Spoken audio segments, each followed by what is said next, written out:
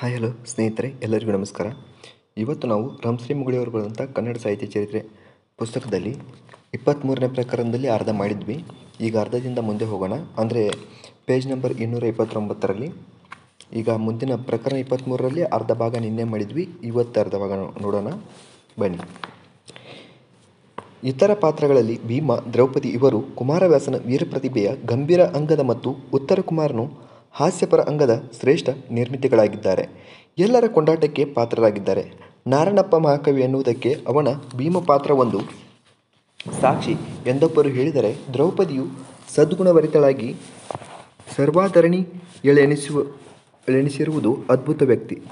ಅವಳನ್ನು ಹೀಗೆ ವಾಚಕರೆದುರಿಗೆ ನಿಲ್ಲಿಸಿರುವ ಕುಮಾರವ್ಯಾಸನು ಮಹಾಕವಿ ಎಂದೆನ್ನಲು ಲೇಷವೂ ಸಂಶಯವಿಲ್ಲ ಎಂದು ಇನ್ನೊಬ್ಬರು, ಕುಮಾರವ್ಯಾಸನ ಉತ್ತರನು ಕನ್ನಡ ಸಾಹಿತ್ಯದಲ್ಲಿ ಅದ್ವಿತೀಯನಾಗಿದ್ದಾನೆ, ಉತ್ತರನು ಅಪೂರ್ವ ಎಂದು ಇನ್ನೂ ಒಬ್ಬರು ಹೇಳಿದ್ದಾರೆ. ಭೀಮನು ವೀರದ ಪುರುಷರೂಪ, ದ್ರೌಪದಿ ಅದರ ಸ್ತ್ರೀರೂಪ. ರೌದ್ರ ಬೀಭತ್ಸ ಅದ್ಭುತಗಳು ಅವರ ಪ್ರಕೃತಿಗೆ ಹತ್ತಿರವಾಗಿವೆ.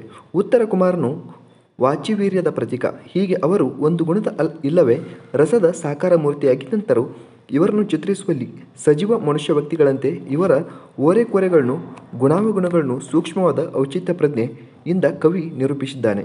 ತನ್ನ ಪ್ರತಿಭೆಯ ಸಾರವನ್ನು ಈ ಪಾತ್ರ ನಿರ್ಮಾಣದಲ್ಲಿ ಎರಕ ಹೊಯ್ದಿದ್ದಾನೆ. ಇನ್ನಿತರ ಪಾತ್ರಗಳಲ್ಲಿ ಕೌರವ ಪಕ್ಷದವರಾದ ದುರ್ಯೋಧನ, ದುಶ್ಯಾಸನ, ಶಕುನಿ, ಕರ್ಣರು ಕಲಚತುಷ್ಟಯವೆಂದು ಹೆಸರುಗೊಂಡು ಮೂಲ ಭಾರತದ ಪಡಿಯಚ್ಚಾಗಿದ್ದಾರೆ. ಇವರಲ್ಲಿ ದುರ್ಯೋಧನನು ಕೇವಲ ಕಳನಲ್ಲ, ಕರ್ಣನು ಜಟಿಲ ಪಾತ್ರ. ದುರ್ಯೋಧನನ ಚಡಾಲಚಲದವನು ಮಾಣಿಯೂ ತೇಜಸ್ವಿಯೂ ಆದ ವೀರನೆಂದು ವ್ಯಾಸಭಾರತವು ಬಿಡಿಸಿದ ಚಿತ್ರವನ್ನು ಕುಮಾರವ್ಯಾಸನು ಇನ್ನಷ್ಟು ತೀವ್ರಗೊಳಿಸಿ ತೋರಿಸಿದ್ದಾನೆ. ದ್ಯೂತ ಪರ್ವದಲ್ಲಿ ಅವನ ದುಷ್ಟತನ, ಕೀಳುತನಗಳು ಕಳಸ ಮುಟ್ಟಿವೆ. ದ್ವೇಷಾಸೂಯೆಗಳಿಂದಲೂ ಅವನು ದುಮುದುಮು ಉರಿಯುತ್ತಾನೆ. ಗದಾಪರ್ವದಲ್ಲಿ ಅವನು ಹತಾಶನಾಗಿ ಕಂಬನಿಗೆರೆದರೂ ಖಾತಿ ಕಂದದು ಮನದ ಧೈರ್ಯದ, ಧಾತು ಕುಂದದು ಲಜ್ಜೆಯ ಭೀಮತ, ಜಾತಿಗೆಡದು ವಿರೋಧ ಬಿಡದು ಯುಧಿಷ್ಠಿರಾದ್ಯರಲಿ, ಏತಕಿದು ನಿನ್ನಿ ಪ್ರಲಾಪ ವಿಧುತರಿಪು ಕುರುರಾಯನೆಂಬಿ ಖ್ಯಾತಿಯಲ್ಲದೆ ಬೇರೆ ರಾಜ್ಯವನೊಲ್ಲೆ ನಾನೆಂದ ಎಂಬಲ್ಲಿ ಅವನ ವೀರಲಕ್ಷಣವು ಪ್ರಕಟವಾಗಿದೆ. ನೆಲಕಿರಿವೆನೆಂದು ಬಗೆದಿರೆ ಛಲಕಿರಿವೆಂ ಎಂದು ರನ್ನನ ದುರ್ಯೋಧನ ಹೇಳಿದ ಸರಣಿಯಲ್ಲಿ ಈ ಮಾತಿದೆ. ದುರ್ಯೋಧನನು ಮಹಾಸತ್ವಶಾಲಿ ಎಂದರೆ ಹೆಚ್ಚಿನ ವೀರಧೀರ ಎಂದು ಕುಮಾರವ್ಯಾಸನು ಪಂಪರನ್ನರಂತೆ ತೋರಿಸಿದ್ದರೂ ಮಹಾನುಭಾವ, ಧೀರೋದಾತ್ತ ಎಂದು ತೋರಿಸುವ ಗೊಡವೆಗೆ ಹೋಗಿಲ್ಲ. ಇದರಿಂದ ಪಾತ್ರದ ಒಟ್ಟು ಸ್ವರೂಪದಲ್ಲಿ ಬಹುಮಟ್ಟಿಗೆ ಹೊಂದಿಕೆ ಉಳಿದುಕೊಂಡು ಬಂದಿದೆ. ಧೃತರಾಷ್ಟ್ರ, ಗಾಂಧಾರಿಯರು ದುರ್ಬಲ ತಂದೆ ತಾಯಿಗಳಿಗೆ ಮಾದರಿಯಾಗಿದ್ದಾರೆ. ಹುಟ್ಟಿನಿಂದ ಕಾಣದ ಕಣ್ಣು, ಬೇಕೆಂದು ಕಟ್ಟಿದ ಕಣ್ಣು ಇವುಗಳ ಜೋಡೆಂದರೆ ಅವರ ಜೋಡಾದ ಸ್ವಭಾವ ಚಿತ್ರ. ಒಂದು ಮೋಡದ ಕುರುಡು, ಇನ್ನೊಂದು ಸತ್ಯದ ಕಡೆಗೆ ನೋಡಿಯೂ ನೋಡದ ಕುರುಡು. ಇದರಿಂದ ಅವರ ಮಕ್ಕಳ ದುರ್ದುಂಬಿತನಕ್ಕೆ ಎಡೆಕೊಟ್ಟು ಕುಟುಂಬ ವಿನಾಶಕ್ಕೆ ಕಾರಣರಾಗುತ್ತಾರೆ. ಅವರ ಹೊಯ್ದಾಟವನ್ನು, ವಿವಶತೆಯನ್ನು ಕುಮಾರವ್ಯಾಸನು ಸಮರ್ಪಕವಾಗಿ ಚಿತ್ರಿಸಿದ್ದಾನೆ. ಪಾಂಡವರಿಗೆ ಹಿರಿಯನಾದ ಯುಧಿಷ್ಠಿರನು ಯುದ್ಧದಲ್ಲಿ, ಧರ್ಮದಲ್ಲಿ ಸ್ಥಿರನಾದರೂ ಅವನ ಸತ್ವಗುಣವು ಹಲವು ಸಲ ದುಷ್ಟಶಕ್ತಿಗಳಿಗೆ ವಶವಾದ ದೌರ್ಬಲ್ಯವಾಗಿಯೂ ನಿಷ್ಕ್ರಿಯೆಯಾಗಿಯೂ ಪರಿಣಮಿಸುತ್ತದೆ. ಅದೇ ಘೋಷಯಾತ್ರೆಯಂಥ ಸಂದರ್ಭಗಳಲ್ಲಿ ಉದಾತ್ತ ಸಂಸ್ಕೃತಿಯ ಘೋಷಣೆಯಾಗುತ್ತದೆ. ಮುಖ್ಯವಾಗಿ ಚರ್ಚಿಸಬೇಕಾದ ಪಾತ್ರ ಕರ್ಣನದು. ನಿಜವಾಗಿ ಪಾಂಡವರ ಹಿರಿಯಣ್ಣ ಅವನು. ಆದರೆ ತಾಯಿ ಕುಂತಿಯ ಸಮಾಜ ಭೀತಿಯಿಂದ ಸೂತ ಪುತ್ರನಾಗಿ ದುರ್ಯೋಧನನಿಂದ ಅಂಗರಾಜನಾಗಿ ಅವನ ಪಕ್ಷಕ್ಕೆ ಸೇರಿದನು. ತಮ್ಮಂದಿರೊಡನೆ ಯುದ್ಧ ಮಾಡಿ ಅವರಲ್ಲಿ ಒಬ್ಬನಿಂದ ಸಾವು ಪಡೆದನು. ಅವನ ದುರಂತ ಚರಿತ್ರೆಯನ್ನು ಮೆಚ್ಚಿದ ಪಂಪನು ಕರ್ಣನಿಂದ ಭಾರತವು ಕರ್ಣ ರಸಾಯನವಾಯಿತು ಎಂದು ಸಾರಿ ಅವನ ಸತ್ಯ ತ್ಯಾಗಾದಿ ಗುಣಗಳನ್ನು ಬಾಯ್ತುಂಬ ಹೊಗಳಿದನು. ಕುಮಾರವ್ಯಾಸನು ಒಂದು ಕಡೆ ವ್ಯಾಸ, ಇನ್ನೊಂದು ಕಡೆ ಪಂಪ ಇವರಿಬ್ಬರ ಪ್ರಭಾವಕ್ಕೂ ಒಳಗಾಗಿ ಭಾಗವತ ಪರಂಪರೆಯಲ್ಲಿ ಕರ್ಣನ ಕೃಷ್ಣ ಭಕ್ತಿಯನ್ನು ಬೆರೆಸಿ ಒಂದು ಸಮ್ಮಿಷ್ಟ ಪಾತ್ರವನ್ನು ನಿರ್ಮಿಸಿದನು. ಅದರ ಒಟ್ಟು ನೋಟದಲ್ಲಿ ಒಂದುತನವನ್ನು ಕಾಣುವುದು ಕಷ್ಟವಾಗಿದೆ. ದ್ಯೂತ ಪರ್ವದಲ್ಲಿ ಕಲಚತುಷ್ಟಯದಲ್ಲಿ ಒಬ್ಬನಾಗಿ ಕಪಟ ದ್ಯೂತಕ್ಕೆ ಪ್ರೇರಕನು, ದ್ರೌಪದಿ ಮಾನಭಂಗಕ್ಕೆ ಪ್ರಚೋದಕನು ಆದ ಕರ್ಣನು ಉದ್ಯೋಗ ಪರ್ವದಲ್ಲಿ ಸತ್ಯವಂತಿಕೆ, ಸ್ವಾಮಿನಿಷ್ಠೆಗಳನ್ನು ತೋರಿಸುತ್ತಾನೆ. ದುಷ್ಟರಲ್ಲಿ ನಿಷ್ಠೆ ಸಹಜ, ಆದರೆ ಸತ್ಯವಂತಿಕೆ ಹೃದಯ ಪರಿವರ್ತನವಾಗದೆ ಸಹಜವೇ? ಬೇರೊಂದು ದೃಷ್ಟಿಯಿಂದ ವಿಮರ್ಶಕರೊಬ್ಬರು ಕರ್ಣ ಪಾತ್ರದ ವಿಸಂಗತಿಯನ್ನು ತೋರಿದ್ದಾರೆ. ದುರ್ಯೋಧನನಲ್ಲಿ ನಿಷ್ಠೆಯುಳ್ಳ ಕರ್ಣನು ಯುದ್ಧದಲ್ಲಿ ಪಾಂಡವರನ್ನು ನೋಯಿಸಲಾರೆನೆಂದು ಬಿಟ್ಟ ಬಾಣವನ್ನು ಮತ್ತೆ ಬಿಡುವುದಿಲ್ಲವೆಂದು ಕೃಷ್ಣ ಕುಂತಿಯರಿಗೆ ವಚನ ಕೊಟ್ಟು ಅದರಂತೆ ನಡೆಯುತ್ತಾನೆ. ಇದರಿಂದ ಅವನು ಕೃತಜ್ಞ ಪ್ರಾಮಾಣಿಕನೆಂದು ಹೇಳುವುದಕ್ಕಾದೀತೆ. ಕರ್ಣನು ತಾನು ಏನು ಮಾಡುತ್ತಿರುವೆನೆಂಬ ಅಮೂಲಾಗ್ರ ವಿಚಾರಿಯಾಗಿರದೆ ಗೊಂದಲ ಬಡಕ ಹಾಗೂ ಎಲ್ಲರನ್ನೂ ತಣಿಸುವ ವ್ಯಕ್ತಿಯಾಗಿತ್ತೆನ್ನಬೇಕು. ಈ ವಿಮರ್ಶಕರ ಪ್ರಕಾರ ಅವನಲ್ಲಿ ತೂಕ ತಾರತಮ್ಯಗಳು ಕಡಿಮೆ. ಅವನು ಎಬಡನಾಗಿ ತೋರುತ್ತಾನೆ. ಕುಮಾರವ್ಯಾಸನಲ್ಲಿ ಸಾಹಿತ್ಯದ ದೃಷ್ಟಿಯಿಂದ ಭಕ್ತಿ ಮಾರ್ಗದ ದೈವಿಕ ಭಾವನೆಯೇ ಕಂಡುಬರುತ್ತದೆ. ಆದ್ದರಿಂದ ಸುಸಂಬದ್ಧ ಪಾತ್ರ ರಚನೆಯನ್ನು ಅಪೇಕ್ಷಿಸುವುದೇ ಸರಿಯಾಗಲಾರದು. ಈ ಮುಂದೆ ಪಂಪನ ಮತ್ತು ವ್ಯಾಸನ ಕರ್ಣನೊಡನೆ ಹೋಲಿಸಿ ಪಂಪ ಕುಮಾರವ್ಯಾಸರಿಗಿಂತಲೂ ವ್ಯಾಸನ ಚಿತ್ರವು ಹೆಚ್ಚು ಸುಸಂಗತವಾಗಿದೆಯೆಂದು ಇವರು ಬಿತ್ತರಿಸಿ ತೋರಿದ್ದಾರೆ. ಕೃಷ್ಣ ಕುಂತಿಯರ ಭೇಟಿಯ ಕಾಲದಿಂದ ಕರ್ಣನು ಸಂಘರ್ಷದ ಸುಳಿಗೆ ಸಿಕ್ಕು ಸ್ವಾಮಿನಿಷ್ಠೆಯನ್ನು ತೋರಿದನು, ಬಂಧು ಪ್ರೇಮವನ್ನು ಮೆರೆದನು. ಸಮಾನ ಕರ್ತವ್ಯಗಳ ಕರೆ ಒಮ್ಮೆಲೆ ಕೇಳಿ ಬರಲು ಧರ್ಮ ಸಂಕಟದಲ್ಲಿ ಸಿಲುಕಿದ ಎಂಥ ಗಟ್ಟಿಗರೂ ಒಂದು ಕ್ಷಣವಾದರೂ ಗೊಂದಲ ಬಡುಕರು ಎಡಬರು ಆಗುತ್ತಾರೆ. ಪಾತ್ರ ವಿಸಂಗತಿಯನ್ನು ಅಳೆಯುವಾಗ ಜೀವನದ ಜಟಿಲತೆಯನ್ನು ನೆನೆದಿರಬೇಕು, ಸಂದರ್ಭವನ್ನು ತೂಗಿ ನೋಡಬೇಕು. ಕೃತಜ್ಞತೆ ಪ್ರಾಮಾಣಿಕತೆಗಳ ಬಾಧೆ ಬರದಂತೆ ನಡೆಯಬೇಕಾಗಿದ್ದರೆ ಕರ್ಣನೇನು ಮಾಡಬೇಕಾಗಿತ್ತು? ತನ್ನ ಹೃದಯವನ್ನು ಕಲ್ಲು ಮಾಡಬೇಕಾಗಿತ್ತೇ? ಅದು ಒಂದು ಬಗೆಯ ಅಪ್ರಾಮಾಣಿಕತನವಲ್ಲವೇ? ಇಷ್ಟು ಮಾತ್ರ ನಿಜ. ತನ್ನ ಜನ್ಮಗತಿ ತಿಳಿದು ಭಾಷೆ ಕೊಟ್ಟ ಮೇಲೆ ಕೌರವ ದೊರೆ ಕೂಡ ಅವನು ಹೇಗೆ ನಡೆದನು? ಮನಸ್ಸಿನ ಒಳತೋಟಿ ಹೇಗೆ ಹೊರಪಟ್ಟಿತು? ಸೇನಾಪತಿ ಪಟ್ಟವನ್ನು ಸ್ವೀಕರಿಸುವಾಗ ಅವನಲ್ಲಿ ಅಂತಃಕ್ಷೋಭೆ ಉಂಟಾಗಲಿಲ್ಲವೇ? ಈ ಮೊದಲಾದ ಅಂಶಗಳ ಕಡೆಗೆ ಕುಮಾರವ್ಯಾಸನು ಗಮನ ಕೊಡಲಿಲ್ಲ ಎನ್ನಬಹುದು. ಈ ರೀತಿ ಪಾತ್ರ ನಿಬಿಡವಾದ ಮಹಾಭಾರತದ ಸಂದಣಿಯಲ್ಲಿ ಇನ್ನೂ ಹಲವು ಸನ್ನಿವೇಶಗಳ ಮತ್ತು ಪಾತ್ರಗಳ ವಿಶ್ಲೇಷಣೆ ಸಮರ್ಪಕವಾಗದೆ ಉಳಿದಿದ್ದರೆ ಅದು ಆಶ್ಚರ್ಯವಲ್ಲ. ಮುಖ್ಯವಾಗಿ ತನ್ನ ಆಕರಗಳಿಂದೆತ್ತಿದ ಕರ್ಣ ಪಾತ್ರದಲ್ಲಿಯ ಶೌರ್ಯ, ತ್ಯಾಗ, ನಿಷ್ಠೆ, ದುರ್ವಿಧಿ ವಿಲಾಸ, ದೈವಭಕ್ತಿ ಇವನ್ನು ಕುಮಾರವ್ಯಾಸನ ಚಿತ್ರದಲ್ಲಿ ಅಚ್ಚೊತ್ತುವಂತೆ ಪ್ರಭಾವಿಯಾಗಿ ಚಿತ್ರಿಸಿರುವನೆಂದು ಹೇಳಬಹುದು. ಕುಮಾರವ್ಯಾಸನ ವರ್ಣನೆಗಳಲ್ಲಿ ಒಂದು ಅಪೂರ್ವತೆ ಇದೆಯೆಂದು ರಸಿಕರು ಕಂಡಿದ್ದಾರೆ. ಇದಕ್ಕೆ ಮುಖ್ಯ ಕಾರಣವೆಂದರೆ ಅವನು ಕವಿಸಮಯ ತ್ಯಾಗ ಮಾಡಿರದಿದ್ದರೂ ಅದರ ಕೃತಕ ಬಂಧನಕ್ಕೆ ಒಳಗಾಗಿರಲಿಲ್ಲ. 18 ವರ್ಣನೆಗಳ ಸಮಯಕ್ಕೆ ಅವನು ಕಟ್ಟು ಬೀಳಲಿಲ್ಲ. ಅದರಲ್ಲಿ ಕೆಲವು ಸಂದರ್ಭವಾಶ್ ಬಂದಿರಬಹುದು. ವರ್ಣನೆಗಳ ಅತಿವಿಸ್ತಾರ, ಅಲಂಕಾರ ಜಾಲ, ಶಬ್ದಚ್ಛಲ ಇವುಗಳ ಬುಡದಲ್ಲಿ ಸಿಕ್ಕು ಕಥೆಯ ಪಾತ್ರಗಳು ಎಚ್ಚರ ತಪ್ಪುವಂತೆ ಅವನು ಮಾಡಲಿಲ್ಲ. ಹೇಗಾದರೂ ಮಾಡಿ ಸೂಳೆಗೇರಿಯ ವರ್ಣನೆಯನ್ನು ತರಬೇಕೆಂಬ ಹವ್ಯಾಸಕ್ಕೆ ಬಲಿಯಾಗಲಿಲ್ಲ. ಅವನ ಹಲವಾರು ನಿಸರ್ಗ ವರ್ಣನೆಗಳು ಒಂದು ಸಾಭಿಪ್ರಾಯ, ಸಾದೃಶ್ಯ ಇಲ್ಲವೇ ರೂಪಕವಾಗಿ ಸಹಜ ಪ್ರಾಸದ ಕಿರುನುಡಿಗಳಲ್ಲಿ ಅಡಕಗೊಳ್ಳುತ್ತವೆ. ಉದಾಹರಣೆಗೆ, ತರಣಿ ತೆಗೆದನು ತಾವರೆಯ ಬಾಗಿಲಿನಿ ಬೇಗವ, ಇಲ್ಲಿ ಬೆಳಗಾಯಿತು ಎಂಬುದನ್ನು ಕವಿಸಮಯ ಸ್ವೀಕಾರದ ತಳಹದಿಯ ಮೇಲೆ ಕಟ್ಟಿದ ಹೊಸ ರೂಪಕದಲ್ಲಿ ವ್ಯಕ್ತ ಮಾಡಿದೆ. ಜೊತೆಗೆ ಬಾಗಿಲಿನ ಬೀಗವನ್ನು ತೆಗೆದು ತರುಣಿಯ ಬೆಳಕನ್ನು ಒಳಗೆ ಬರಮಾಡಿ ಸೆರೆಯಲ್ಲಿದ್ದ ತುಂಬಿಗಳನ್ನು ಹೊರಬಿಟ್ಟು ತಾವರೆ ಪಡೆದ ಮುಕ್ತ ಮನದ ಉಲ್ಲಾಸವನ್ನು ಕಿಚಕನ ಕೊಲೆಗೆ ಬದ್ಧ ಕಂಕನಾಗಿ ಭೀಮವಚನದಿಂದ ದ್ರೌಪದಿ ಪಡೆದಳೆಂಬ ಧ್ವನಿಯೂ ಅದರಲ್ಲಿ ಸಾಜ ಸೊಬಗಿನಿಂದ ಸೇರಿಕೊಂಡಿದೆ. ಪಾಂಡು ನಿಧನದ ಪ್ರಸಂಗದಲ್ಲಿ ವಸಂತಾಗಮ, ಕೀಚಕ ವಿರಹ ಕಾಲದಲ್ಲಿ ಚಂದ್ರೋದಯ ಇಂಥಲ್ಲಿ ಉದ್ದೀಪನೆಯ ಔಚಿತ್ಯವನ್ನರಿತು ಕುಮಾರವ್ಯಾಸನು ವರ್ಣನೆಗಳನ್ನು ತುಸು ಬೆಳೆಸುತ್ತಾನೆ. ಅವನೆಲ್ಲ ಕಲ್ಪನೆಗಳು ಆಗ ನವೀನವಾಗಿರುವುದಿಲ್ಲ, ಆದರೆ ಅವನ ಮಾತಿನ ವಿವಿಧ ಸಂಪತ್ತಿಯಿಂದ ಅದಕ್ಕೆ ನಾವೀನ್ಯವೂ ಒದಗುತ್ತದೆ.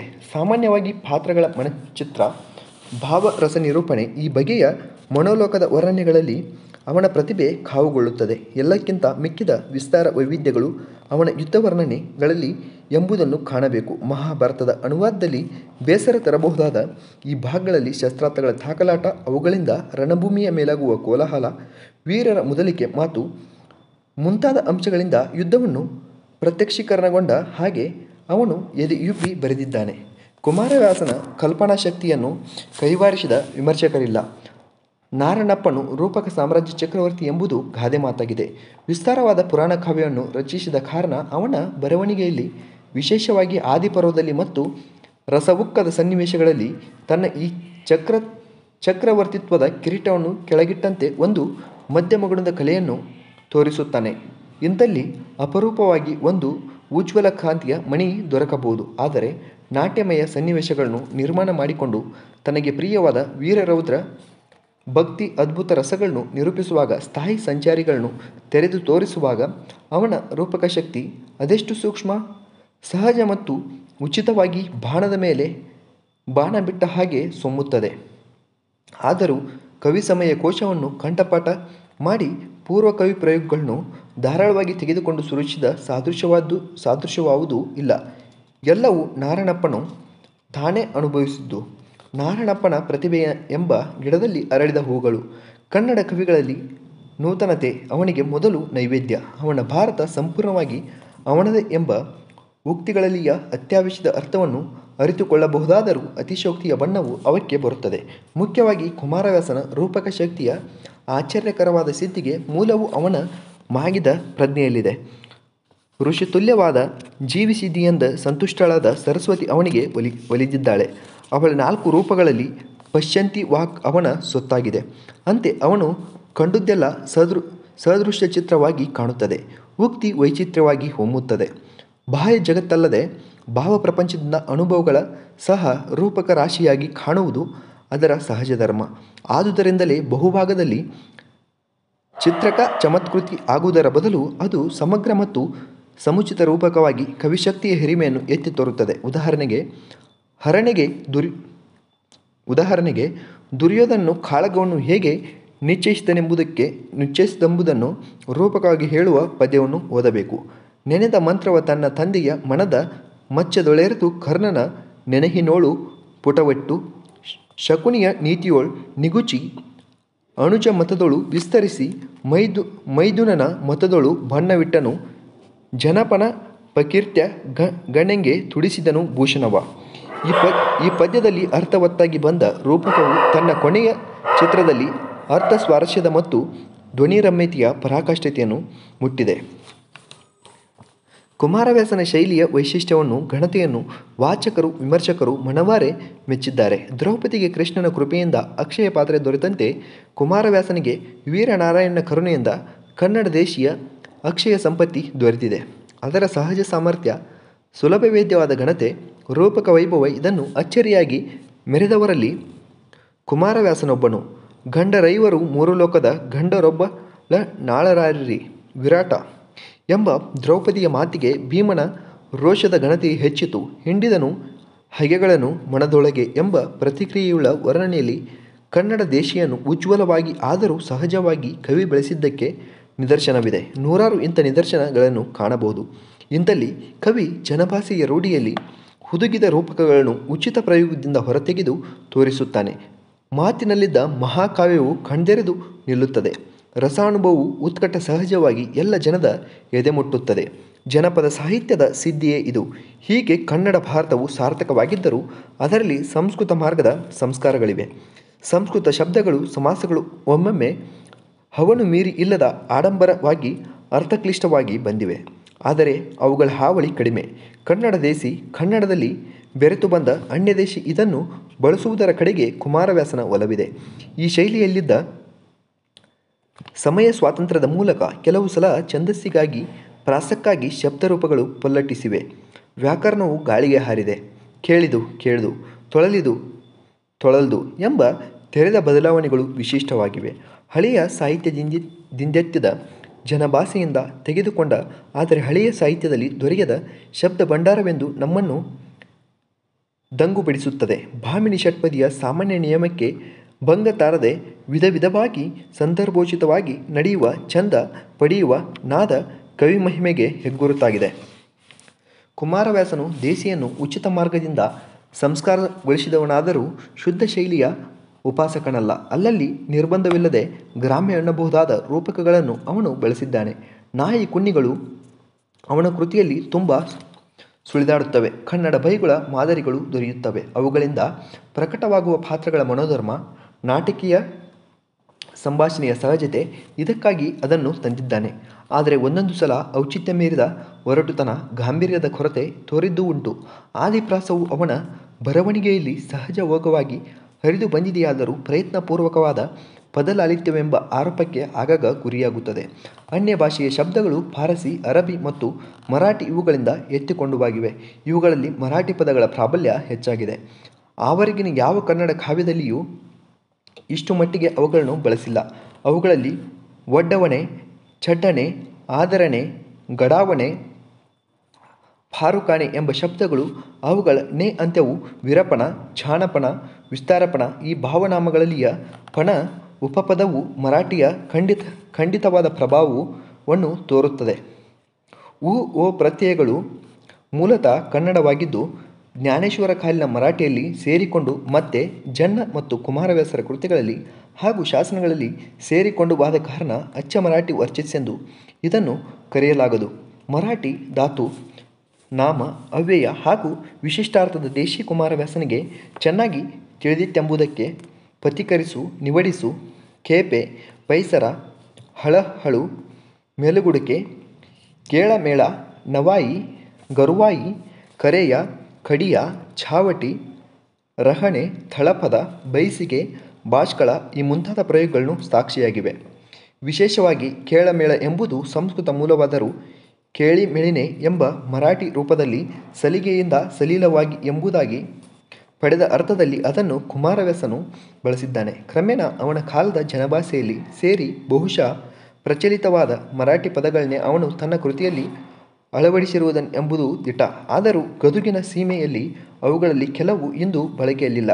ತರುವಾಯದ ಶಿವಾಜಿ ಪೇಶ್ವ ಕಾಲಿನ ಮರಾಠಿ ಪ್ರಭಾವದಿಂದ ಕನ್ನಡದ ಗಡಿನಾಡಿನಲ್ಲಿ ಇನ್ನೂ ಹೆಚ್ಚಿನ ಪ್ರಯೋಗಗಳು ಸೇರಿಕೊಂಡಿವೆ.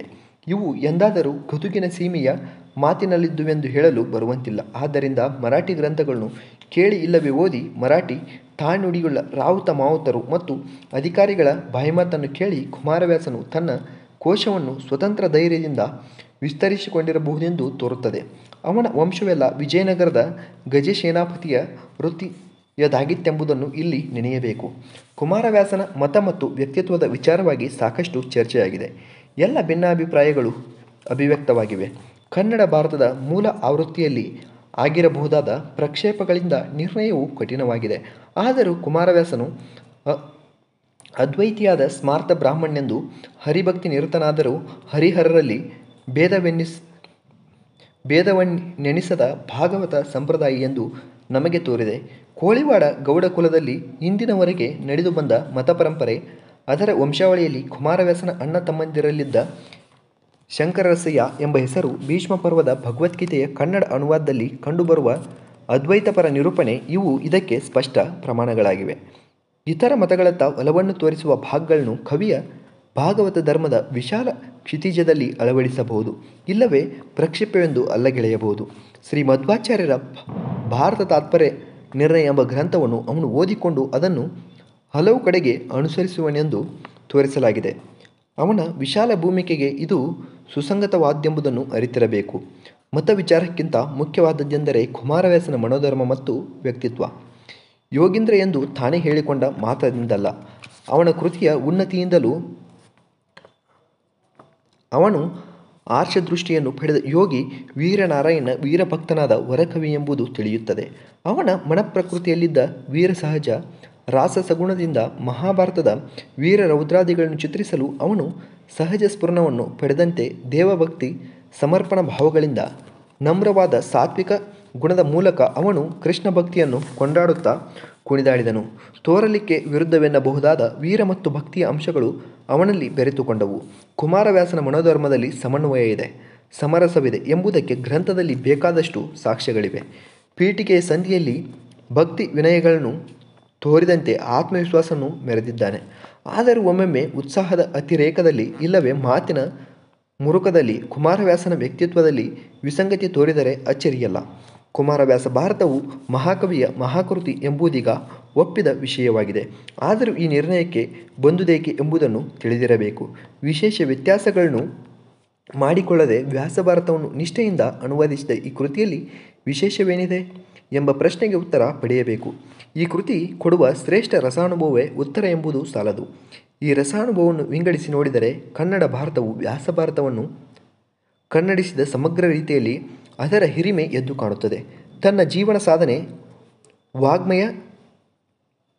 ವಾಗ್ಮಯ ತಪಶ್ಚರ್ಯೆ ಇದರಿಂದ ತನ್ನ ಬೆಳೆದ ಮನಸ್ಸನ್ನು ತಿಳಿಯಾದ ಕನ್ನಡಿಯಂತಾಗಿಸಿ ಮಹಾಭಾರತದ ಇದಿರು ಹಿಡಿದು ಕುಮಾರವ್ಯಾಸನು ಅದರ ಸಾರಚಿತ್ರವನ್ನು ಹೀರಿಕೊಂಡಿದ್ದಾನೆ.